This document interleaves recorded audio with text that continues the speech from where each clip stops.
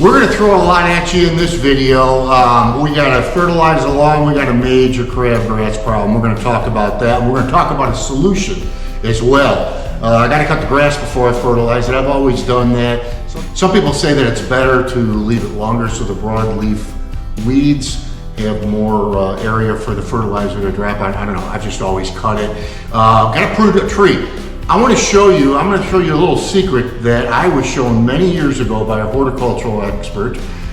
It's one line that he gave me that's really helped me in understanding how to prune a tree. I'm going to talk about the garden, I'm going to talk about tomatoes, I'm going to talk about a bunch of stuff, and we're going to do a bunch of work. We've got a lot to get done today. I'm so glad that you're back with us. Let's go have some fun.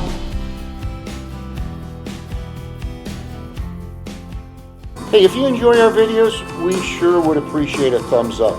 And if you previously subscribed, please make sure that you're still subscribed. Thank you so much.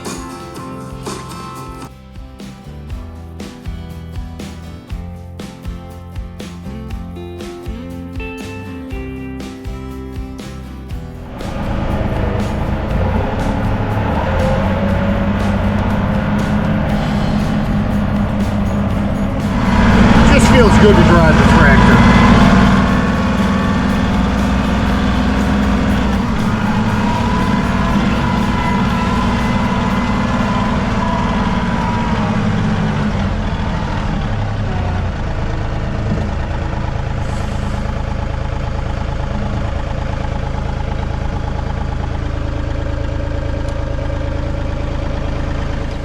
Okay, this is obviously just a small tree, but this is going to be perfect for illustrating how I was taught to prune a tree.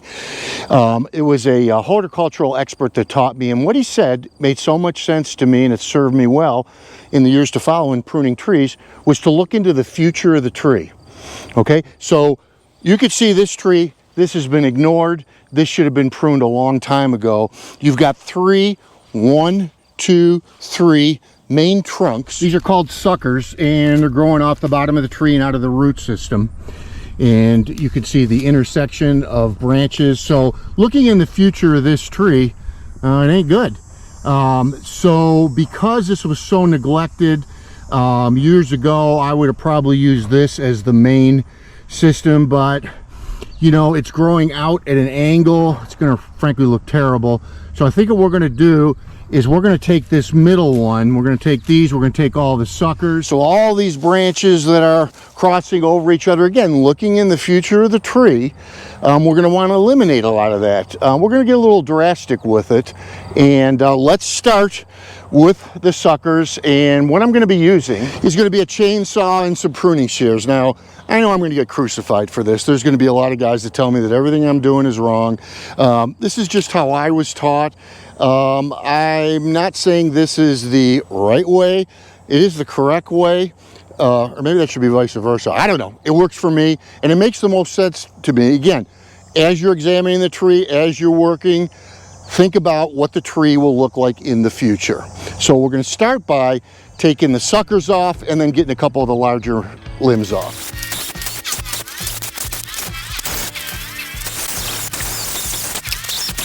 This right here is a perfect example of looking in the future of the tree. We're going to be taking this limb off as we discussed. Now the question is, what do we do with something like this that's curving and going back up? Now some of this is just indicative to this type of tree in that it's a flowering crabapple, and you know, it's inherent to it. But looking at this limb, if you let this limb grow, eventually it's going to push this down further. I know we're taking this off, but just trying to illustrate a point. I know this is kind of drastic. It certainly changed the way the tree looks. So from here on in, using the same principle, what will the tree be doing in the future? Now we're going to start to clean it up.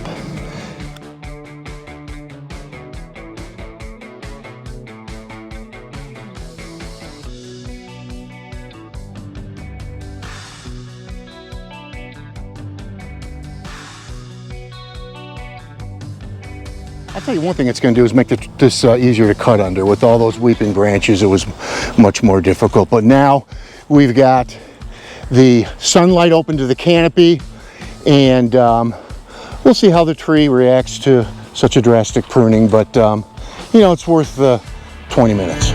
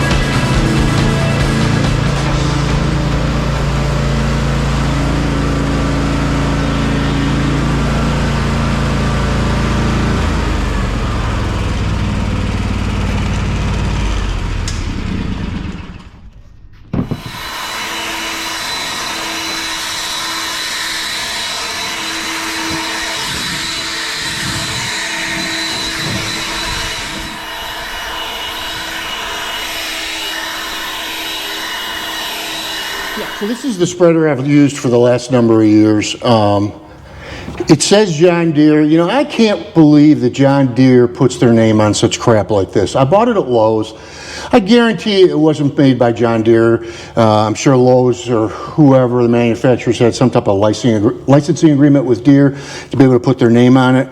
But, you know, especially with everything going on now with John Deere, you know, they don't need any negative publicity. And I've had this about 5 years. If it was just now giving me problems, I would qualify that, but it's given me nothing but problems ever since the day I got it. I've had it. So we're going with a new trail behind broadcast spreader. I'll probably just use the X350 as I have in the past for fertilizing the lawn. And let me show you what I'm going to be using. All right, so this is what we're going to use, hopefully for quite some time to come. This is a Chapin 150-pound broadcast spreader. Let's get it together.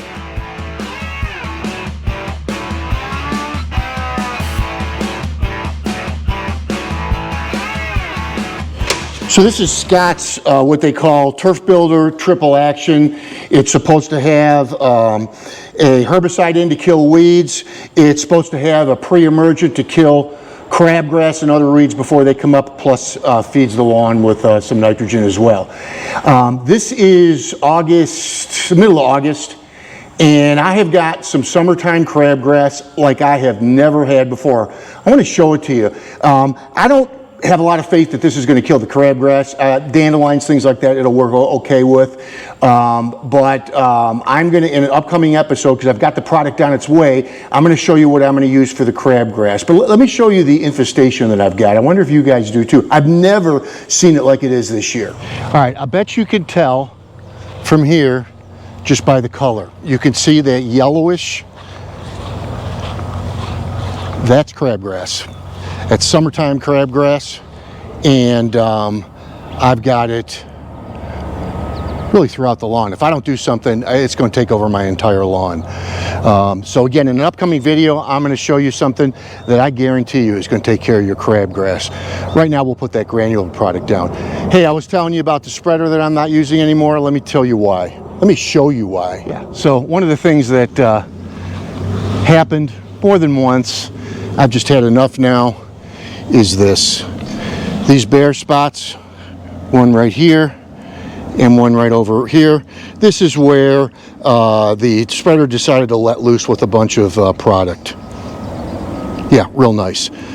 Hey, by the way, since we're out here, if you're growing tomatoes, these are San Marzano tomatoes. Look at the yield. Now Tess has already gotten well over a bushel basket out of the garden. And if you go to Italy, the #1 tomato that's used over there for sauce is San Marzano. And that's what all these are in the garden. We've planted 16 San Marzano plants. And if you're making, if you're canning, if you remember, we showed you in an episode how we can it, and then we make Sunday sauce or spaghetti sauce with it. If you're doing the same type of thing, or maybe making salsa or using it for chili, you'll find no better tomato than San Marzano. It's shaped like a plum tomato, but with a lot more flavor. You know, plum tomatoes don't have a lot of flavor. These are packed with flavor, and if you're going to can them and you can them at the peak ripeness, you're going to have some good eating coming up.